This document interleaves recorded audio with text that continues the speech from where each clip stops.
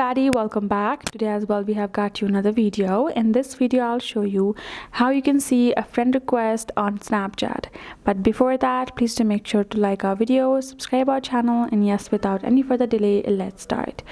To see your friend's request, first thing first, open up your Snapchat app right over here and you will find this kind of interface. Right from this section on, go ahead, tap on this chat section for a clear. Otherwise, even from this section you can tap on this little plus icon, this human plus icon given, which is the add friend icon.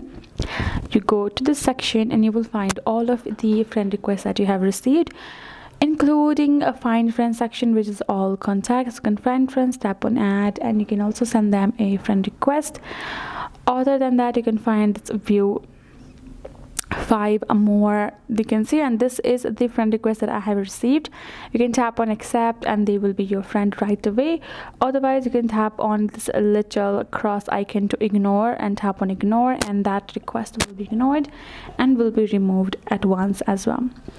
That's how you can do it. Hope this video helped. Thank you so much for watching. See you guys in our next video.